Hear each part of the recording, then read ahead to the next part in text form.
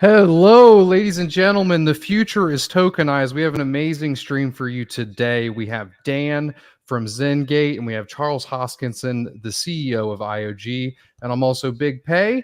How are you guys doing today? Good to be here, Big Pay. Yeah, doing great.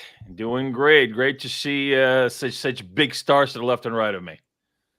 I'm excited to be here. I was told about this last week, and how could I say no? And honestly, we'll jump right into it. During the initial stages of starting IOG and Cardano, could you share a specific example that encapsulates a significant challenge you faced? And how did you and your team manage to overcome this challenge? And what key insights did you gain from that experience? Well, Dan was there almost at the very beginning. We went through a lot of trials and tribulations. I mean, the biggest issue was that cryptocurrencies were not well understood in Japan. And that was kind of the founding nexus of the Cardano project. And while we had the best of intentions, we kind of got lumped in and rolled in with a lot of stuff that wasn't the best of things. Because back then there was one coin and all these other things. And there was kind of a negative view in mainstream Japanese society about tokens. And they're like, well, what is this? And why does this exist? Why should we care? So we were never having a conversation from zero to something. It was always from -20. And you had to earn your way to zero and it kind of get there. It almost reminded me of like The Simpsons, where they had the franchise-a-thon and they had the guy with the picture straightening, like the frame straightening, and it's like, here's our franchise manual includes like, who are you and why are you here? These types of things. So we had to get through it, which was fun, and it took about a year to kind of get that flywheel going and get people acknowledging it. And then we had the opposite problem where people kind of overdid it, and they created sometimes unrealistic expectations about things. And part of it was dialing things back and normalizing it. So it was either too little or too much, and kind of getting that Goldilocks zone was quite challenging. I don't know, Dan, what would you say, from going back to our 2015 and 2016 days? Yeah. No, I think that's right on point. I remember a lot of noise. It wasn't the very, very, very beginning. It wasn't like the Bitcoin is fresh and new era. It was, there was a lot of noise. There was a lot of, there were a lot of scams as well. I mean, a lot of this was warranted because we basically launched during this whole, ICO phase, right? Especially in Japan, when the rules changed, there were a lot of ICOs, and you think Japan is like a society of honor, and everybody's so honest, and there were a lot of scams out here. And and the Japanese got really just cautious right away. So we had to deal with that. We had to deal with noise around it where we actually weren't known at all, right? There wasn't really any serious media about us. Charles was the only one that people actually knew. And so I literally had to do this back in the early days. I had to go through the internet, go and search and see if there's any news that would come out about us. And if it ever did, 9 out of 10 times it was kind of like, well, I read this stuff on Twitter about them, and I don't know about these guys, but it's not my opinion, but it's the opinion of all these Twitter people. And so you had to really kind of fight against that to make sure that, the message is clear and the narrative is clear, because you don't want people to just take it and run with it and you have no answer to it. Oh my Lord. They were the master of the Trump before anybody else. Is like, hey, I've been hearing over the internet some things. I don't know if they're true, but if they say it, where there's smoke, there's fire. And then just imagine that in Japanese on Twitter. Yeah. And oh God, that was like, what was the name of that diner we used to go to in Osaka? It's kind of like Royal Host. Yeah, Royal Host. Yeah, exactly right. Yep. We'd have these horrible days, and then we'd just go and like the Perkins of Japan, Royal Host, and you go and get your like tonkatsu, which is just absolutely terrible for you, and kind of the crappy soy sauce on it. It'd be like, all right, at least we get our food. I miss Royal Host. Is that still open? It's that's a thing still out here. In fact, the one that we used to go to in Morinomiya, right next to Osaka Castle, is still there for you to revisit anytime. Anytime you're in Japan, revisit old trauma. I worry about having to, move forward from a negative now with Jason Derulo token launching and Caitlyn Jenner token launching, and I really hope that's not people's first intro into crypto.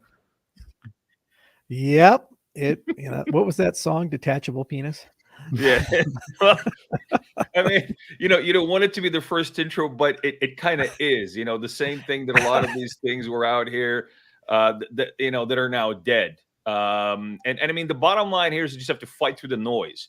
You have to fight through the noise. You have to, and you have to stick to your narrative, right? So if what you're doing is right, and this is actually what spoke to me right away about what Charles was doing back in the day. I don't know if you remember this or not. Probably do, Charles. Is I had my first talk with Jeremy out here, but then we spoke for something like an hour on Skype, and you kind of laid it out for me, and until then I was like, I don't know these guys, and they got that, the black and red website with Russian, English. It was, what is it, English, Russian, and Japanese. We had it in 3 languages, pretty much text only. And and then Charles just laid it out for me, and I was like, oh, okay, now I get it. I get it now. Yeah, we had such a weird development team, of the original Cardano, the pre-Byron era, when we were still putting things together. Alex Cherpanoy and kind of the proto-Ergo guys during the Scorex days were there. We also had a Russian team that was true Russian. They were in St. Petersburg, and that was called Sarakel, led by Arseny Soroka, who looked like he was a male ballerina, and he was a crazy guy. And his co-founder Jan Mostovoy was a really interesting guy too. He had all these weird phobias, so he never could travel, and he was always just hanging out in Latvia.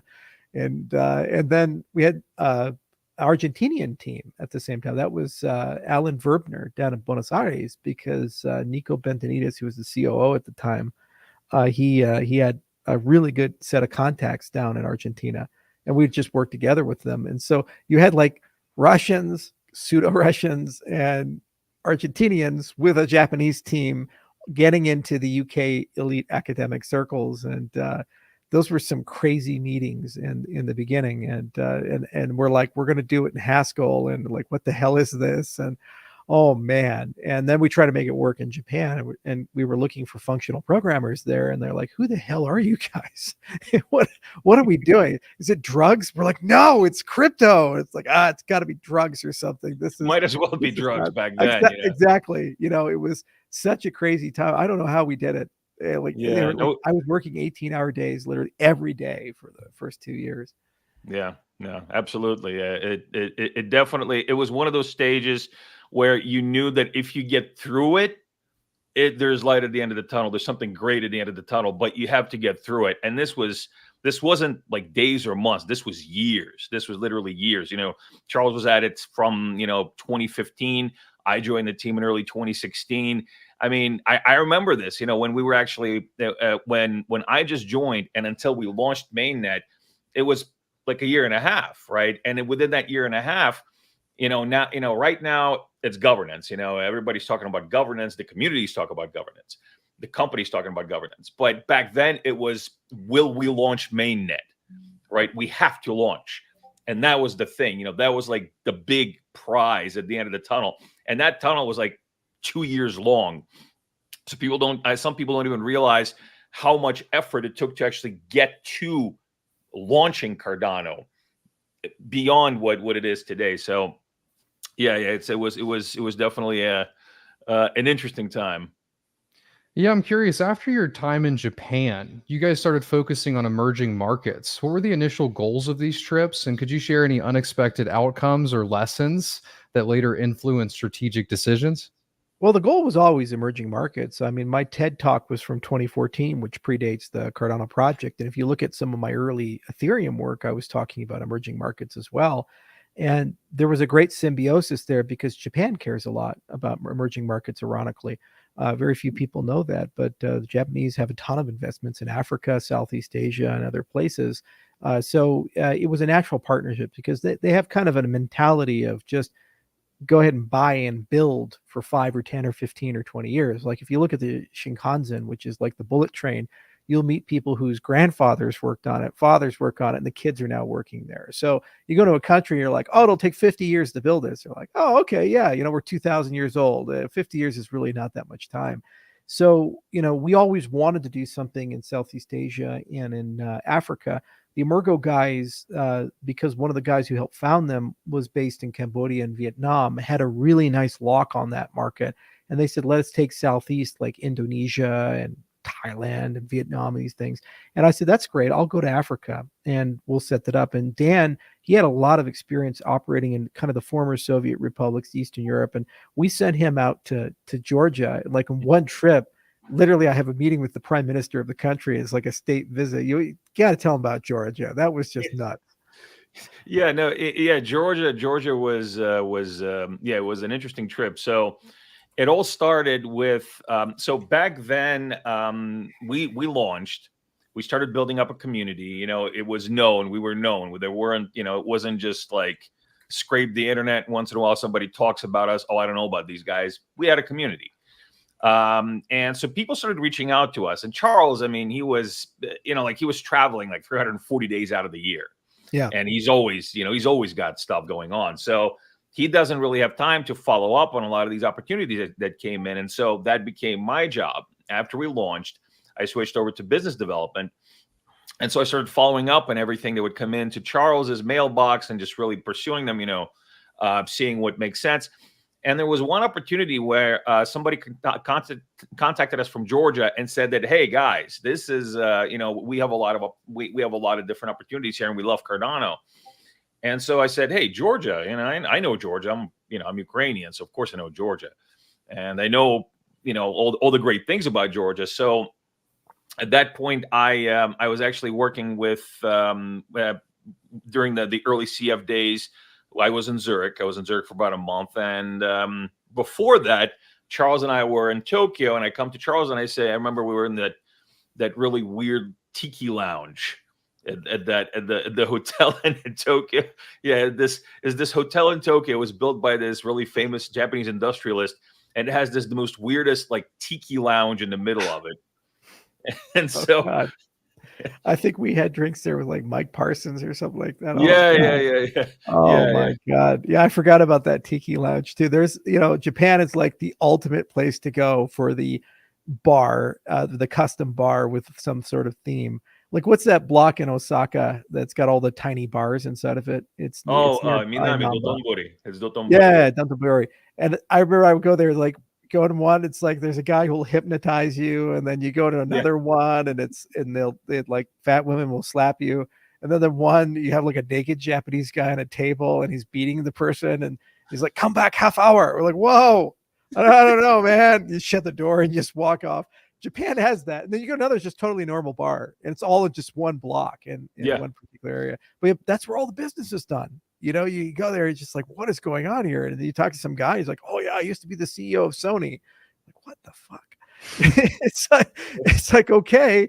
But what's nice about it is you meet some lifelong friends, and all the people we met from back then, we still hang out with. Like, I'm going to Japan in, September for Token 2049. And it's all the old G's, and you just walk in, you haven't seen them in 10 years. And it's just like, you haven't talked in a day. They say, oh, how's the family? How's everything? It's the same conversation.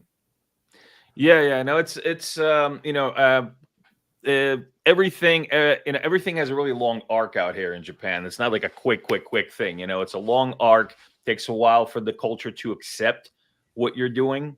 There are obviously a lot of progressive minds out here, but the culture is very conservative. So you have to really understand that when you work in Japan, and you really have to accommodate that with your business. But then you can't get stuck. So it's kind of like, that middle. So going back to Georgia, so we had this meeting. I go to Charles. I say, hey, Charles, there's an opportunity in Georgia. Should I check it out? He says, yeah, Dan, that's your job. Go do it. So I go down there. I spend about a week there. And literally, like, everybody's really looking to jump in, because one of the reasons why I love working in emerging economies, and I'm sure Charles it feels the same way, is there is always, and unless it's some sort of like, dictatorship that is just crushes this kind of thing, there's always this urge to leapfrog. and there's always this opportunity to make impact and to propagate things a lot better than you would in a developed economy. There's a lot more impact there. There's a lot more impact to be had. And so these economies are hungry. A lot of times they're hungry because they need a new way to progress, because the old way is just too slow and costs too much. And so that's why Georgia was so interesting, because it's Europe. It's a very well developed country, but there's still so much opportunity for growth there. And yeah, so I went there. I was able to meet with the Ministry of Education, the central bank, and eventually, yeah, we went to see the Prime Minister. The next time Charles came out with me, we kind of did the whole round. We signed with the Ministry of Education. We went to meet the Prime Minister. And yeah, it's Cardano is still there. I mean, the CF did the wine traceability project there. Great jurisdiction. I mean, I personally am looking forward to one day bringing Georgian wine on Palmyra. I still have some of that wine on my shelf. It's been quite a bit since you guys were in Japan and then traveling to emerging markets. What has changed since that original vision that you had, even since Ethereum? Is there anything that you find particularly exciting at the moment when it comes to emerging markets? And what are your thoughts on how Daniel is continuing this early mission and expanding this vision with Palmyra? Yeah, so I had to learn the hard way how to do business in emerging markets. First, every country is a snowflake. It's different, and it has a culture and a way and a process. And you have to kind of learn the secret handshakes to be able to unlock that jurisdiction. When you talk about Georgia, it's like all these guys that are older dudes that speak Russian, and you just get shit-faced drunk with them and have that conversation. Yeah. It's how the Soviets did business, man. So that's how you do it. Japan, it's a whole radically different thing. You're still getting shit-faced drunk, but it's in a different context. But anyway, when we look to Africa, there it's fast-moving consumer goods, microfinance, and telecommunications are usually your three huge drivers. And then there's this bigger thing, commodities and ag tech. And those are the big things that if you touch it, you'll probably get yourself killed or run into some problems, because that's where China plays and nation states play in these things. That's the bread and butter of all that stuff. So it's the same when you look at, Sri Lanka or India or other places. Those are also huge markets for fast moving consumer goods, telecommunications, and for, commodities and other such things. And, right now we're touching very heavily the fintech side, in particular microcredit. We have products with Real FICO. That's John O'Connor, who actually joined the company around the same time Dan did. And there we found ways to get the NPL down from 40% to 2%. So that's the non-performing loan rates. And the interest rates down from like 85% to around 15 or less. Well, that pairs beautifully if you also have commodities with it. We don't do the commodities at IO. So it's really exciting to see things like ZenGate come around, because how you get these things done is you create an ecosystem of partnerships. And some are on the identity and compliance side, and some are figuring out how do you do your credit scoring. Some of them involve the banking partners or the regulated entities, because you have a network of networks of people with licenses. And then some of them are, how do you do the agricultural side and the commodities side? And so as we open up Kenya, for example, I would love to see how we can drop in what they're doing in there, and it will fit very naturally, because it can add it as collateral for loans, or they create very natural marketplaces. You can create micro futures markets, these types of things, especially in the long tail. Yeah, and we're actually we're already in Kenya. We're actually working with the Kenyan tea producers. One of our advisors, Joyce Maina, she's a very well-known Kenyan tea expert. She's in the UK, but she's originally from Kenya, and so she actually opened up that market for us. And I mean, that market is ripe for change. And they originally approached us at the World Tea Expo last year. There's quite a bit of innovation to be had there. But again, it's, as Charles said, you have to kind of tread carefully, because there's already processes in place there, and you don't want to, you don't want to upset too many people, so that there's not roadblocks. You have to speak to them and make them understand that this is in your favor. You can expand what you're doing. You can expand on the opportunity.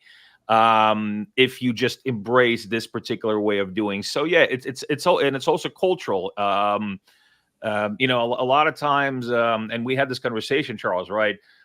I mean, you really have to come in there and you really have to establish at least a local presence, right, for the people to really embrace what you're doing, because they have to see that their own people are embracing it. It's not just a bunch of dudes from somewhere out west that came in there and started telling them, oh, hey guys, you know, listen to us.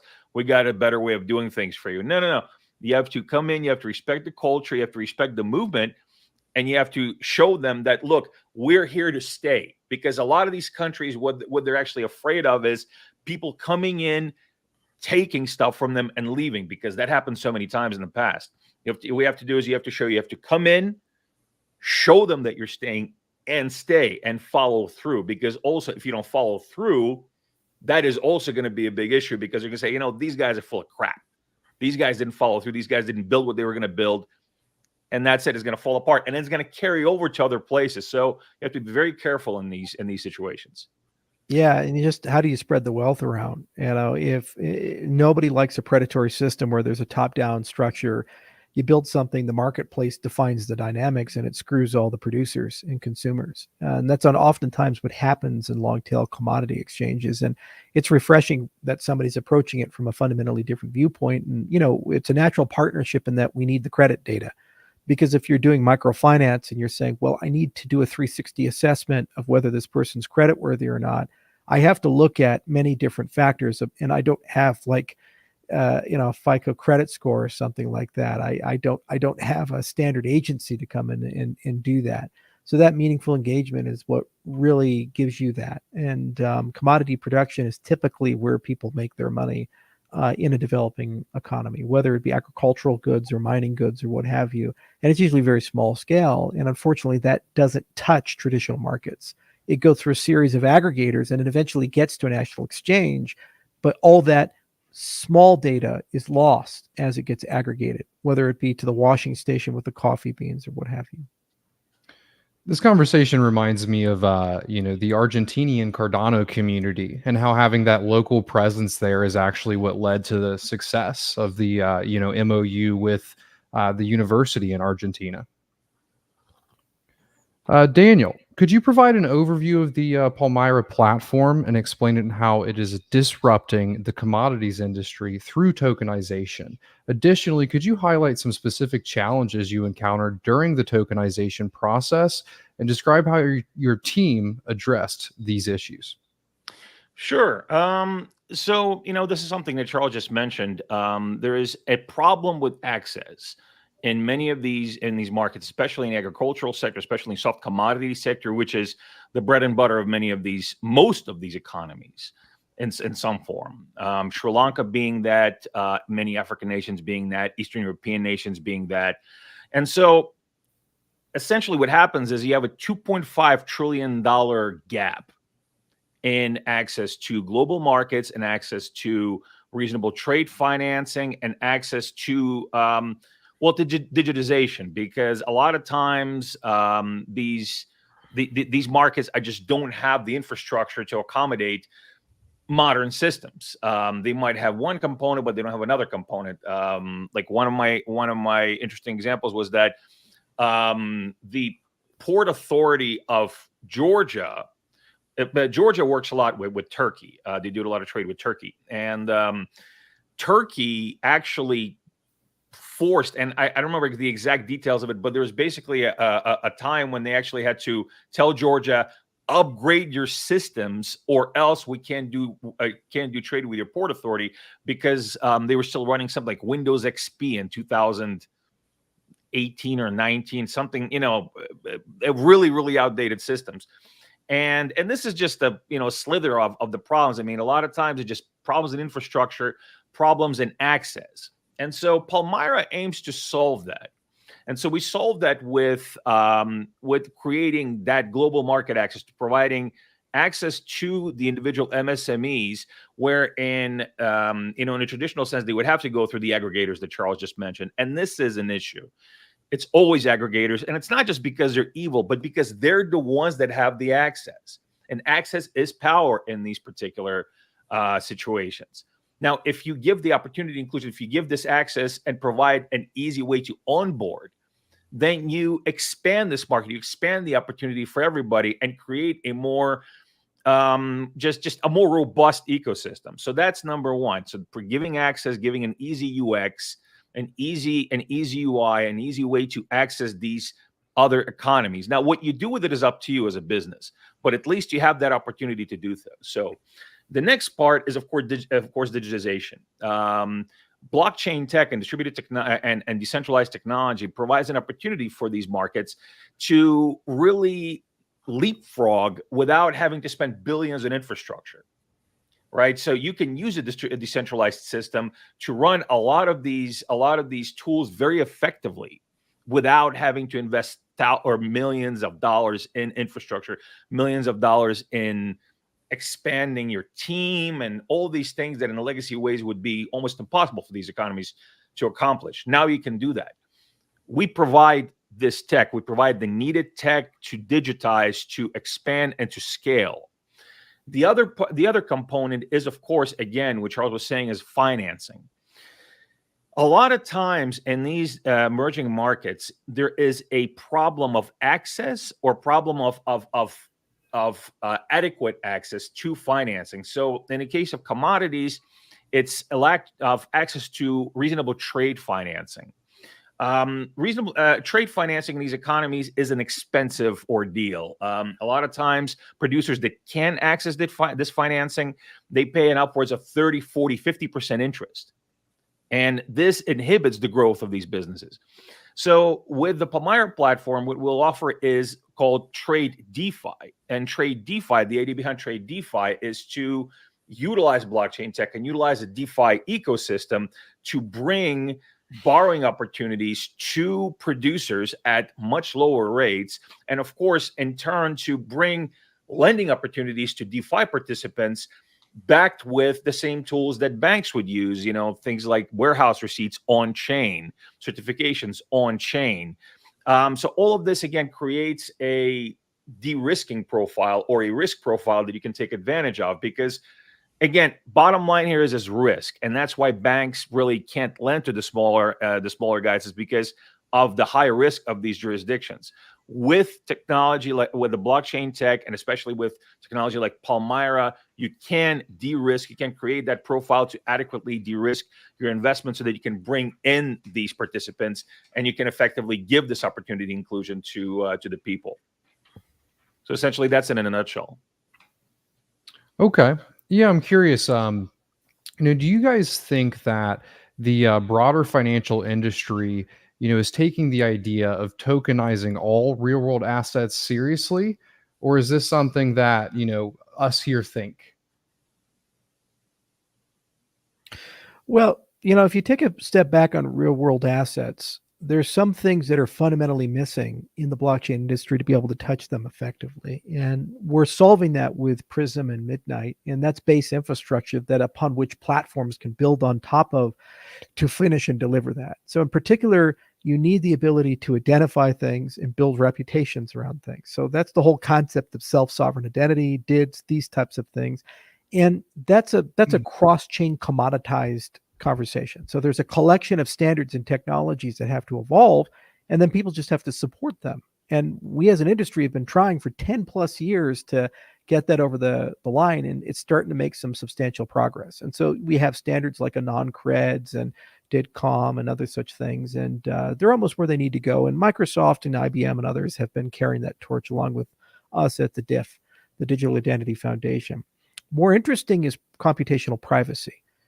So there you have this concept that if I run a business, I have a public part and a private part. And there are no businesses that are 100% public or 100% private. If you're 100% private, you're not a business, because how do you talk to your customers? At least somebody has to know what you sell and do. And obviously, you don't want to reveal all your secrets. Like McDonald's isn't going to say how much money is in the cash register or something like that. I mean, it could be a trivial secret. It could be national security interests, like Raytheon with defense contractor plans for a missile launch system that's in a destroyer or something like that. So everybody says we want to blockchain all business processes, whether it be tea manufacturing and distribution or all the way up to national security interests. So, well, that works only if you have the ability to decide what's private, what's not. So that's what we're building with Midnight. In the process of doing that, then that gives it as a tool to people who build exchanges and infrastructure so that they can kind of pre-decide with their customers, their users, their suppliers, their consumers, what makes sense. And then you have an entire apparatus for real world assets. And what you notice is that there are artificial divisions that for some reason we put up in the 19th and 20th and 21st century, where we shouldn't start looking at these things as separate things. For example, your mining claims, your land claims, your intellectual property, your labor, your actual commodities, your credit score, all these things, they ought to be aware of each other. But right now, your land is unaware of the people, unaware of the actual commodities produced on the land and these types of things. And it creates these enormous market inefficiencies. And then what ends up happening is there's replication in all of these different things. So when you create a next generation, for example, commodity exchange, you're taking into account the 360, all these different things that are there. Because at the end of the day, if I'm putting money in or I'm providing credit, I need to know that 360 to be able to assess, are these people credible or not? And do I think I'm going to get a good deal? Or if I'm insuring it, I need to understand the entire situation. If I'm providing direct foreign aid, I need to understand the entire situation, loan, et cetera, et cetera. So what we're trying to do is always at IO is talk about base infrastructure. And then we try to find great consumers that can come in and build on top of that base infrastructure. Cardano really pushed the ball in terms of great decentralization and governance and having reliable infrastructure that never fails. It's been around for like years and years and years and years, 24/7, doesn't go down. Awesome. Now the partner chains framework is bringing the interoperability, it's bringing the ability to add privacy and all these other things that you need. And then our identity stack with Prism, which is also open, brings that essential component. And eventually that works its way and get integrated into these types of plays. And so we're real excited to see what people do with it and how they build on top of it. It's pretty cool stuff. I honestly haven't thought about the efficiency that would come from knowing, having these assets actually talk to each other. Charles, what are your thoughts on the potential of tokenization to revolutionize the commodities market, particularly in terms of transparency? We already touched on the efficiency part, and as we aim to achieve this with Palmyra. Additionally, could you discuss any significant obstacles that might prevent tokenization from reaching its full potential in this sector? Yeah, because there's a stack, and Dan can cover part of stack, and I'll cover another part of the stack. Where I worry about is the ability to prove facts and to anybody who wants to know at the level of disclosure that's required. So a non-creds or blockchain, really what you're saying is, okay, is it there? Is it of the grade and quality that you say it is? And if I purchase it, will that be honored? These are some foundational facts that you have. And it turns out they're really hard to prove in many cases. And you can't, with just blockchain technology, do all of that. There are legacy and social processes. What blockchain does is it creates the incentive layer for people in the legacy world to come on in. Then how you blend all of that together, you're kind of moving further up the stack. In terms of inefficiencies, usually when you're telling this story, you have as a business to figure out how to get 5 or 10 or 15 fragmented things together. And then your business model is not the marketplace. It's the fact that you're the first to crack the fragmentation problem. And then in the process of doing that, you end up gaining too much power. So then what ends up happening is the marketplace lords over the fact that they're the master of fragmentation, and they set prices and they set demand and supply. And then it always gets predatory towards the most vulnerable people inside the supply chain. And it's even in Silicon Valley. We all say, wow, Airbnb and Uber are super cool. This is super awesome. And people have created a way to liberate these illiquid things and make them liquid. Awesome. And then what ends up happening every year, the Uber driver starts making less and less money. Every year, the Airbnb host starts making less and less money. Why the hell is it that the marketplace provider has so much power when they own nothing? Uber doesn't own a single car and Airbnb doesn't own a single piece of real estate, yet they end up basically mandating terms to everybody because they end up controlling the protocol and the network effect. And so it's really essential that as you remove the fragmentation and you start bundling together, it's done in a way that pushes power and profit to the edges. And that's really what token economy is about. And that's higher up the stack. And I'll turn over to Dan. He can kind of talk more about that view of it. Yeah, it's really the part of the secret sauce is sharing economy.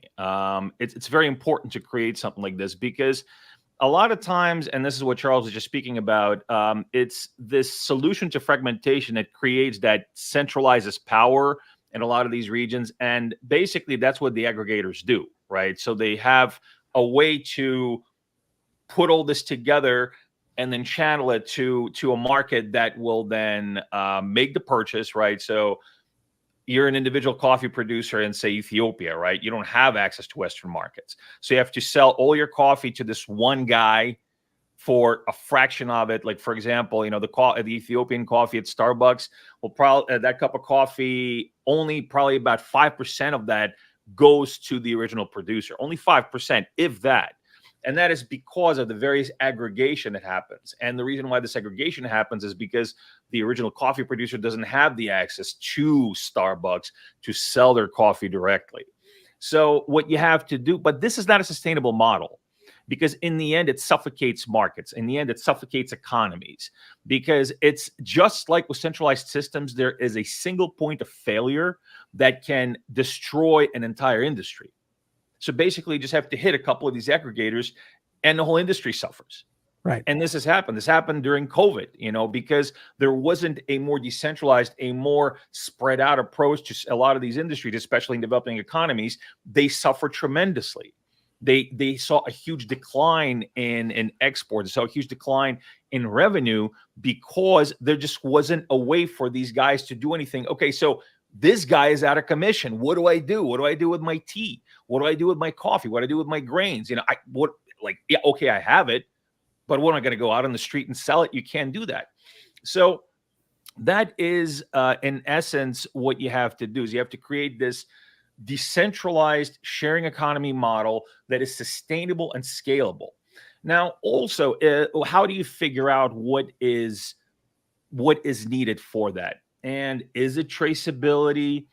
Is it, say, on-chain certifications? Is it on-chain warehouse receipts? Is it financing, easier access to financing? It's kind of all of the above. And it is also knowing how to move around the pieces to accommodate particular jurisdictions, because not all jurisdictions can be painted with the same brush. So you have to be able to adapt, and you have to be modular when you're approaching these jurisdictions. And the bottom line here is also to listen to your target audience, to listen to your users, to see what they need, and to understand what is the needs of that particular economy. So it's almost like, I mean, it's a bit of a cliche, but you have to think globally and locally at the same time when you're developing these systems, and understand that there's not one single solution to it all, because if there was one solution, somebody would have probably already found it. And a lot of times they have, but if there is more advancement needed, that means that is not the only solution. And so you have to try things, you have to move pieces around, and you cannot be opposed to pivoting. Because also, and look, with Cardano, we had to, the fundamentals stayed the same, but we had to move things around a little bit to make things work, right? It's the same with anything, it is the same with any kind of evolving system. You have to be open to change and open to pivoting while maintaining your core values and core principles. So, that's really the secret sauce of it. It's and also being agile. Yeah, and also just the Amazonification of things. When Amazon started, it was a book company, but under the hood, they were marketplace. And then under the hood, they were web hosting company. Under the hood, they were an AI company. And so you talk about long tail market, do T well as an example, but then you actually have all the infrastructure for general purpose commodities exchange for long tail commodities and highly fragmented markets. And then you can grow from that to a larger, and eventually the largest commodity exchange in the world, by volume. And that's why we built Cardano, in Midnight, is for real world assets and to remove fragmentation and information asymmetries so people don't get screwed. Nothing would be more satisfying in my life than some farmer somewhere being able to verify that he's only getting 5% or 6% of the value of what he can sell his goods for. In fact, there's a book written by Mike Minnelli, and it's The Price of Fish. Turns out it's really hard to know what the price of fish are. You catch a tuna, like, how much is that actually worth? It's an extraordinary thing, and it just depends on who you ask. World of difference between the sushi chef selling it in Tokyo in Ginza versus the fisherman in Indonesia or the Philippines who's got it in the net. So there's a whole process there. The better job that we do as an ecosystem at putting these pieces together, the more fair markets become, the higher liquidity they get, the more velocity they get, and the more understanding we get about the nature and fragility of global markets. So I'd like to see that happen, and it's why we created Cardano in the first place, was to bank the unbanked, and part of that was also to make it fair, for everybody. And this is yeoman's work. It's not sexy to go to the tea markets of Sri Lanka or these types of things and work your way through. It's a real fun road trip, but to actually figure out how do I innovate there when people have done things the same way for hundreds of years is a daunting task. And then asking, how do you go from 1 to N, where you expand beyond that and grow beyond that? For example, I'm going to be in Argentina this month and setting up things for the Constitutional Convention, but we're also talking to all the local businesses. There's a huge commodities market down there. You better believe it, that if we find something that we think would be good for ZenGate, we'll throw it over the fence as a professional courtesy, because we just want these ventures to succeed, because we know that embedded within their DNA is this idea that things ought to be fair, and we ought to build markets for everybody, not just somebody. Yeah, it's really working with Charles for all these years and kind of seeing. Again, starting from that initial conversation that we had, the first conversation we had, 8 years ago over Skype, and kind of working in that particular environment. What really did drive me is the vision. It always drove me. It always this vision of, like I said, opportunity, inclusion, of opening up access, of basically making a more fair system for people to take advantage of, not forcing them into it, not telling them you have been oppressed, but saying, okay, listen, here's that opportunity that you've been looking for. Now take it, because now it's possible. Those first principles really is what really kind of inspired me through my work at IOG. And that's what inspired the creation of ZenGate and the creation of Palmyra, because I believe, and our team believes, that we're working on the same first principles as Cardano, and the same first principles as the Cardano ecosystem and as the Ergo ecosystem have been founded on. And really, it's not a struggle. It's not a struggle. If you really understand it, it's actually empowering, because if you really go back to these first principles, all these pieces fall into place. Why does this make sense? Why does this make sense? Why does this make sense? It all makes sense because you go back and you think, okay, so why am I in this? What is the point? And and then you start figuring out solutions. You start figuring out what will accelerate things and what will evolve things. So yeah, I'm very much still driven by those same principles that Cardano was founded on, and our conviction is stronger than ever. Yeah, those first principles are what brought me into Cardano back in 2017, and it's been amazing to see Palmyra and World Mobile and even Book.io kind of push those principles and build products out of them. In the broader context of the sharing economy and DAOs, how does the community play a crucial role in shaping the future of systems like Palmyra? Daniel, how do you aim to implement a sharing economy model? And in what ways does it draw inspiration from or differ from the model used by World Mobile? So again, it's all about the flavor, right? World Mobile is working on the same first principles. However, they have their own piece of the puzzle that they're solving right now with connectivity, which is actually very synergistic to what we're doing. Now, the whole idea behind the Palm DAO is the decentralized business development treasury ethos, and essentially where that came from is this community's eagerness not just to cheer on the development, but to actually be involved in the development. And this is actually, again, the idea behind Catalyst. Why is Catalyst so successful? It's because Catalyst is a place that will aggregate ideas, and they will give them a real chance at being funded and being developed. And so this is where the idea behind Palm DAO came. We had a constant influx of community members, not just saying, hey guys, you're doing God's work or whatever, which is always inspiring. It's always great to have community support, but they would come to us and take it a step further. They would come to us and say, hey guys, I have an uncle that is say a tea producer in Sri Lanka, for example, right? I have an in with that industry. I know 10 different tea farmers that they can utilize the system. I can totally see how they can utilize the system. We can bring them on, and these guys have problem with access and have problem with transparency to bring their product to the Western market, and they already have people interested. I can make this opportunity work for you.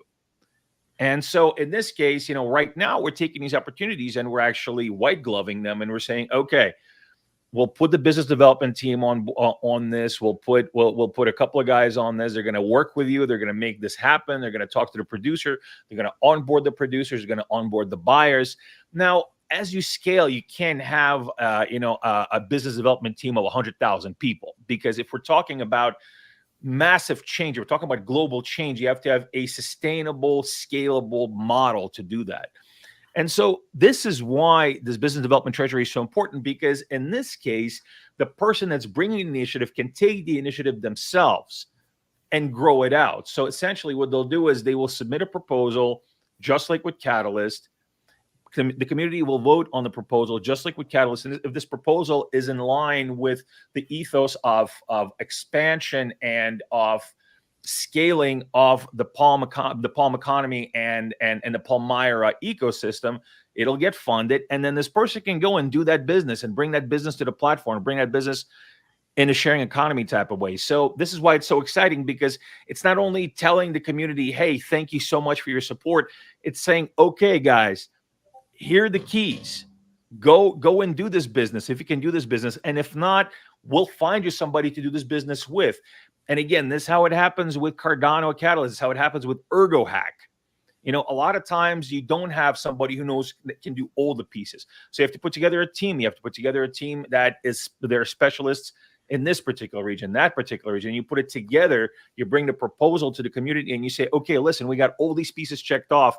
This is a real thing. We can bring it into the ecosystem. And this is what we want for the Palmyra ecosystem and for the Palm economies, for people to take that initiative, to put these things together and to create innovation and to create opportunity and to grow it and to essentially be at a point. And this is, this is what Charles is doing right now, because, and throughout the years, I heard this, you hear this constantly. It's like, oh, Charles, he doesn't care about Cardano anymore. He's doing this. He doesn't care about Cardano. He's doing that. He wants people to replace him. He wants the Constitutional Committee to replace him. He doesn't want to do any. He just wants to fly around in his helicopter and stuff. Well, I mean, it's nice, but that's not really it. It's about evolving the ecosystem, right, Charles? It's about it can be about you all the time. It has to blossom, and it has to graduate, and it has to be self-sufficient. And that is the only way to scale it. It scales beyond one person. It has to scale beyond one person for it to be sustainable. And this is what we want, and this is what I want for the Palm economy, is to scale it beyond where Dan is. We still want to have Dan there, but we don't necessarily need Dan for this thing to keep scaling. And this is the same thing with governance.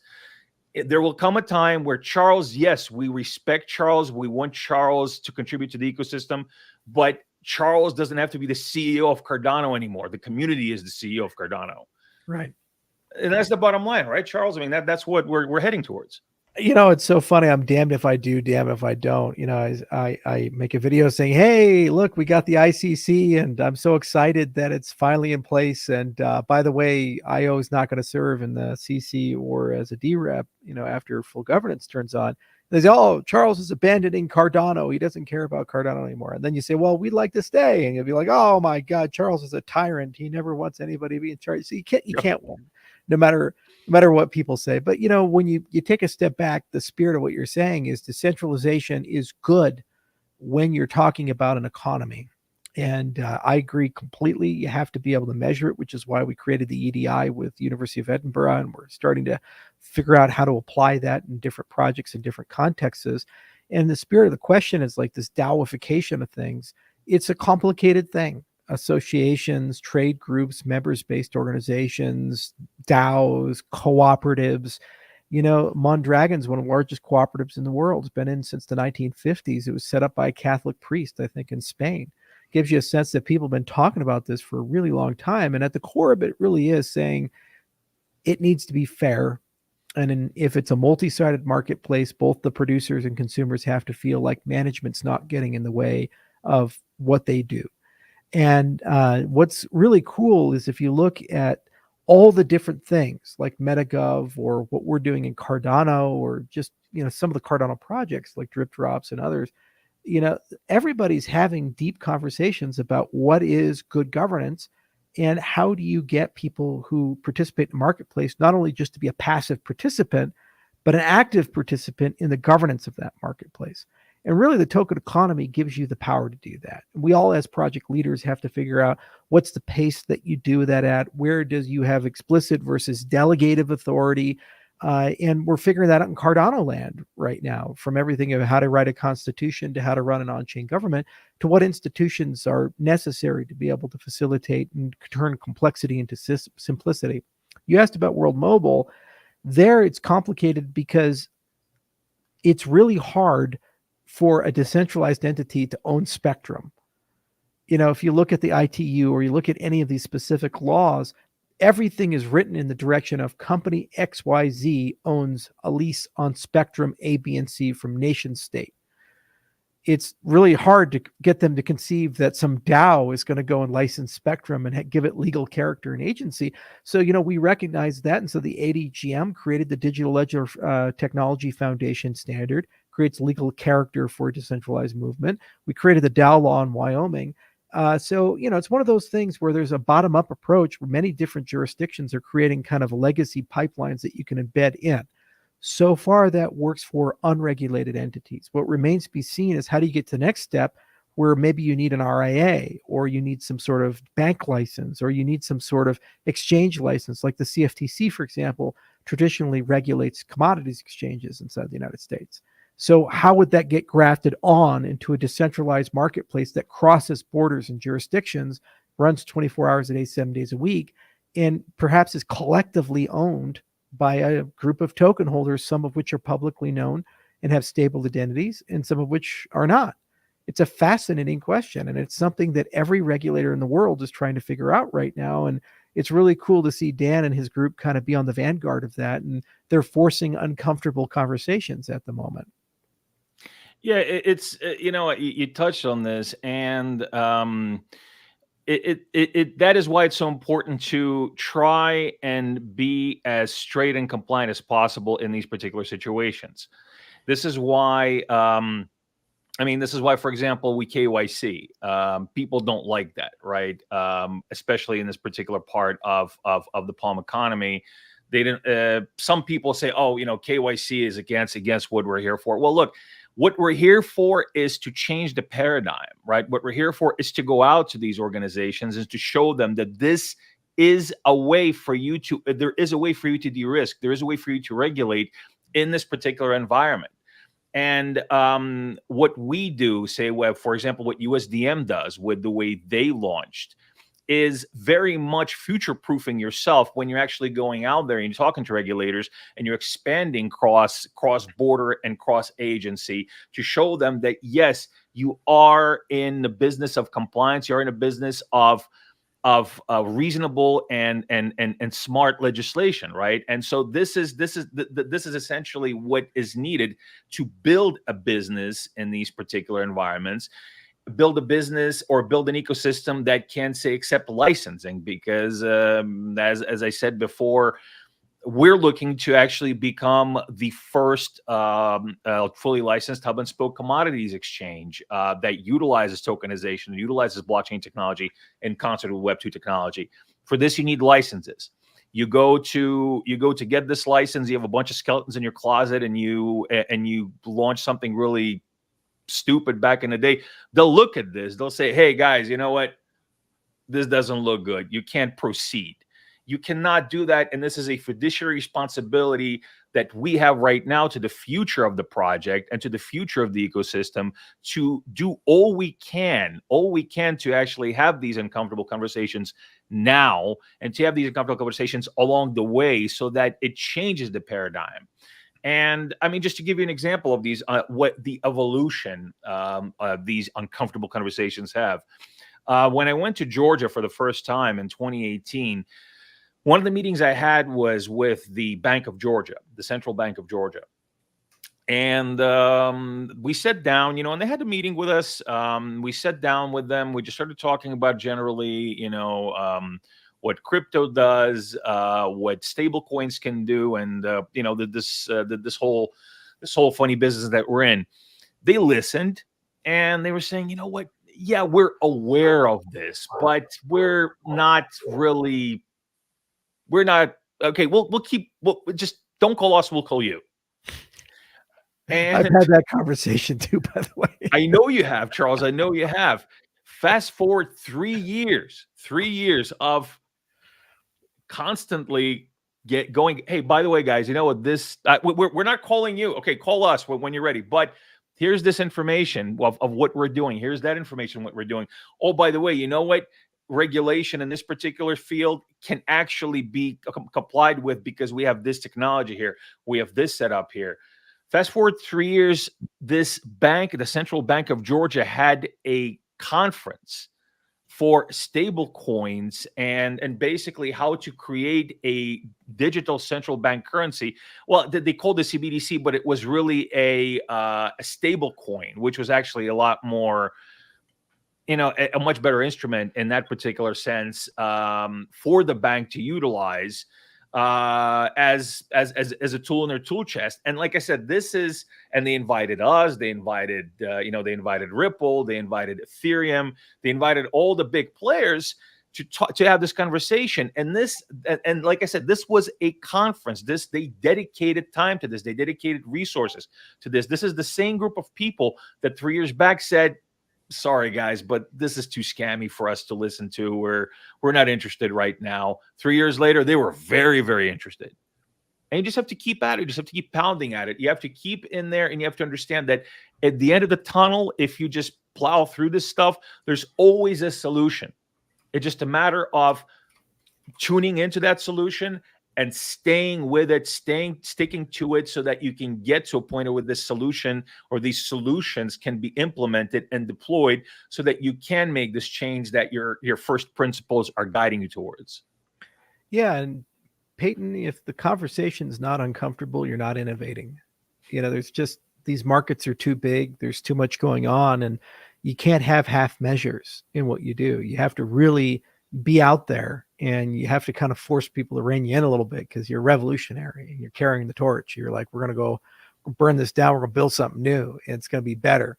And then they're like, okay, all right. Like, we understand. Let's scale back a little bit. And you're all right, fine. But that's what we try to do in the cryptocurrency space, because honestly, what are we talking about here? We're talking about taking markets that move at the speed of paper, not even digital, but paper, with human beings that go to bed at night and maybe trade for a few hours, a few days a week, and they take the bank holidays and Christmas off and these things, to markets that are 24 hours a day, 7 days a week, that have no geography. And that's such a profound revolution when you think about settlement time and liquidity and these other things, and the fact that it's not just one market, but you're putting insurance and credit and all these other things because they're neighbors of it, and eventually they'll all be one thing. And you talk about very complicated bundled products that the poorest people in the world can trade, not just Goldman Sachs or Morgan Stanley or BlackRock. It's a really powerful concept. And so it's revolutionary because it requires everybody to get a little uncomfortable. And they also start realizing that maybe their business models aren't so sound and stable.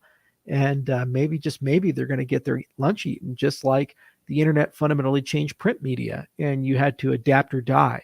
So it's exciting to be on the forefront of all these things. And we always try to, push as far as we can go, as fast as we can go, but somebody's got to do the yeoman's work of actually going into the jurisdictions and doing the last mile of wiring in the legacy into the crypto side.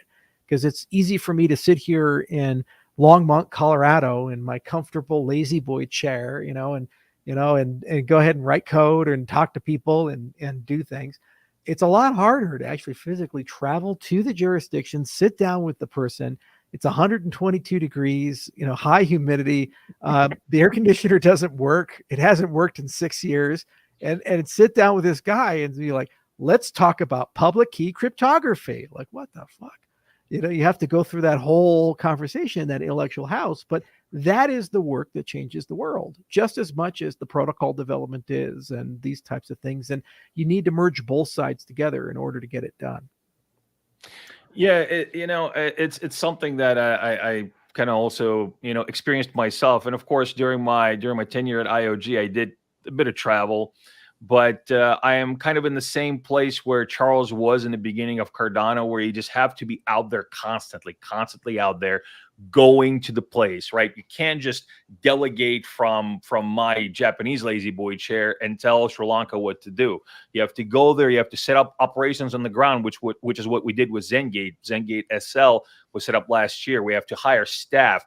I have to be there for that, and it is fucking hot in Sri Lanka.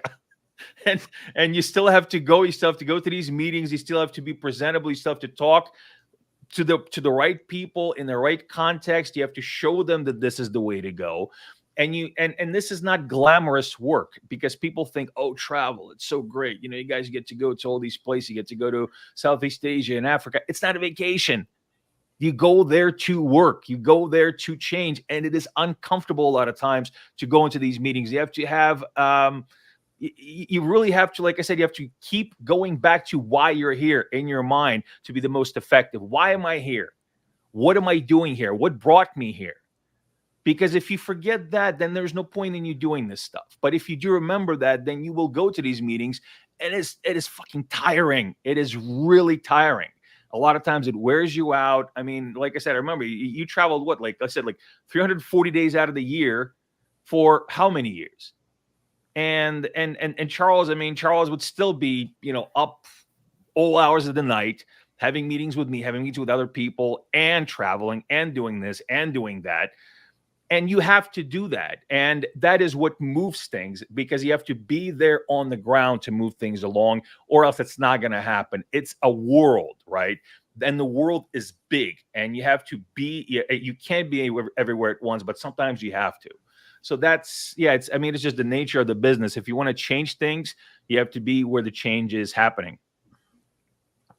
We're at the end of this inspiring conversation. Do you guys have any closing words before we head out of here today? Well, I'll support every builder.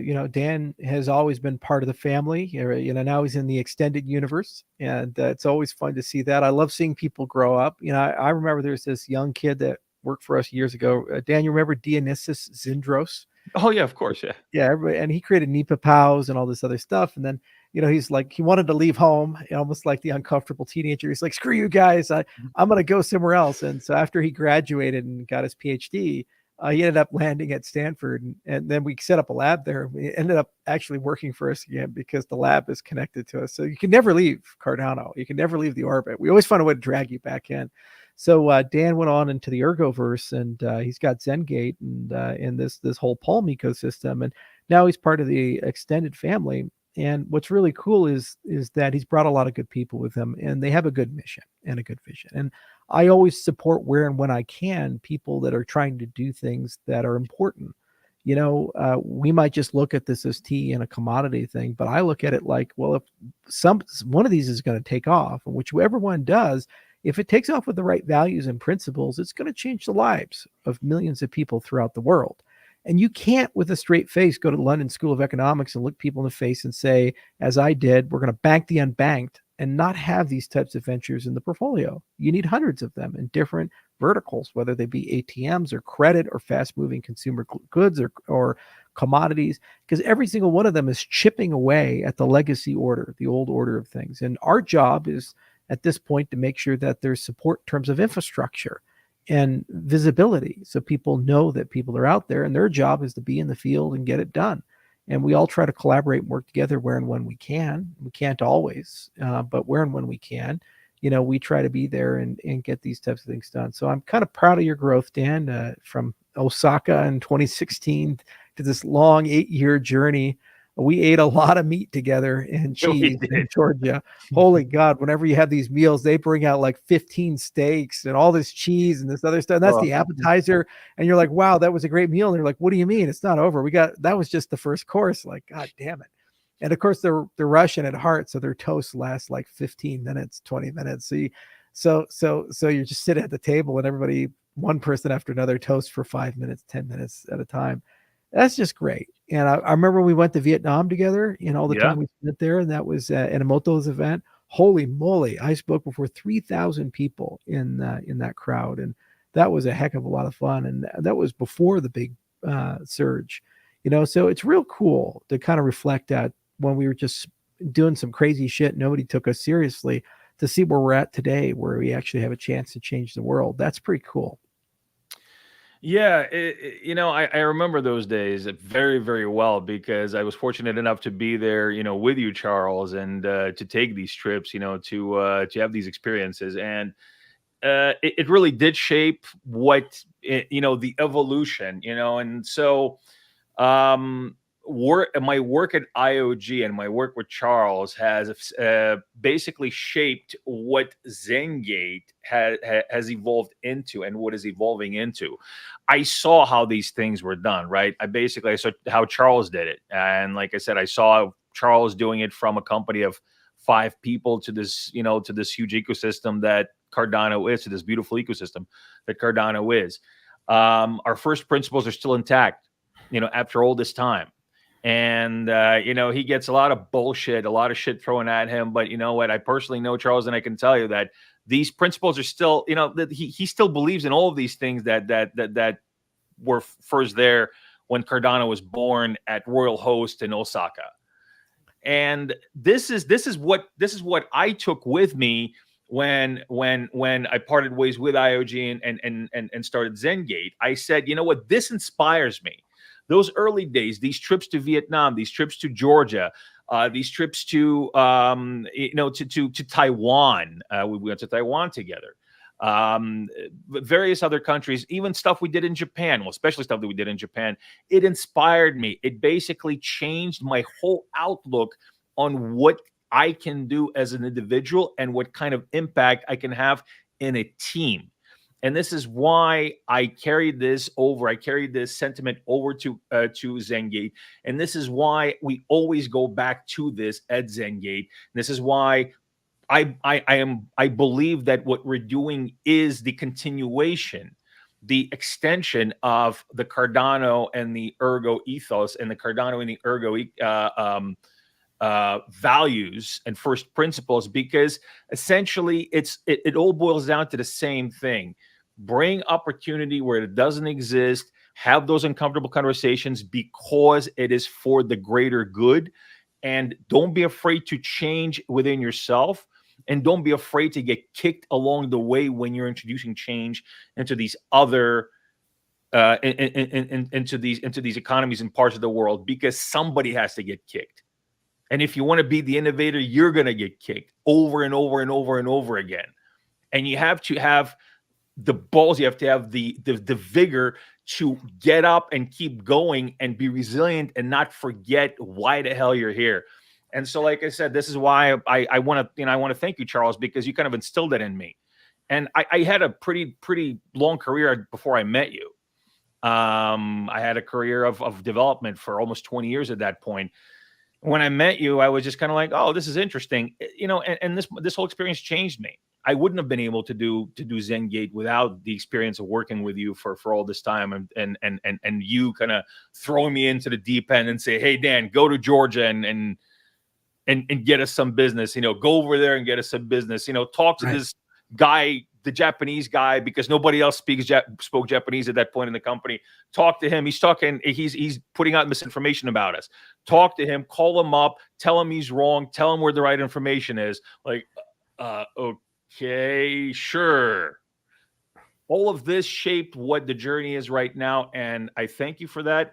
I thank you for the support. And I want to thank the community for the support that they've given us, and they've given myself and my team because without it, without community, you can't build these decentralized systems. You can't build these sharing economies because there's nobody to share it with. So yeah, I just have nothing but the gratitude all around to everybody. Yeah, Yeah. thank you both for being here. And thank you to the audience for listening in. And I didn't mean to interrupt you, Charles. You had something? Oh, just one last thing about these things. These are communities at the end of the day, and so probably the most important thing is asking Dan a question. Like, if people are really interested in Palmyra and what you guys do at ZenGate, how do they join? How do they become part of it? Where do they go? What's the call to action there? Sure. So right now, the Palm economy is, well, first of all, you can check out Palmyra.app. It's actually live right now. We have over 20 producers, various different commodities onboarded, everything from Sri Lankan Ceylon tea to Japanese matcha to spices to Ceylon cinnamon. We have Zambian honey. We're going to have, we're bringing on Greek olives and Greek olive oil. We're also going to be bringing on Turkish almonds and Turkish hazelnuts, various other commodities, precious stones. We're going to eventually even be trading telecom minutes as commodities as well. All this is tokenized. All this is on chain. All of this is verifiable, and it carries all this transparency that and opportunity that we're talking about. And the system is expanding. We also have the Palm economy right now is having a public sale as well. You can check it out for the Palm token. We're basically launching the Palm economy. We're launching the sharing economy. This is where the rebate system is going to go into effect, the one that takes capital infusion from Palmyra and reinjects it into the ecosystem. This is, again, part of this open economy that we're creating. It's going to have Oracle incentives. It's going to have the Palm DAO. This is where the Palm DAO is going to live, is within the Palm economy. So you can actually check it out. You can go to our socials. You can go to palmeconomy.io. You can go to the Palm Economy Twitter page and get more information. It would be great to have you guys along for the ride. And I mean, even now, if you have any questions, if you have any input, I'm always around. I'm always available. The team is always available, and we thank you for just giving us the opportunity to do this innovation. And I'd like to thank you, Charles, for your time today. A lot of fun. I can't wait to see you guys in Argentina. Yep, we're going. Also, you're going to Rare Evo, right? I am going. I'll see you in Rare Evo. It's going to be some fun. Absolutely. All right. I'm also looking forward to my first time in South America. If you guys made it to the end of the podcast, make sure you comment down below. Let us know what you thought. Leave some likes. Let's push this account up here. Thank you guys both for making our Monday night a bit more enjoyable. And hope you guys have a good rest of your day. Thank you.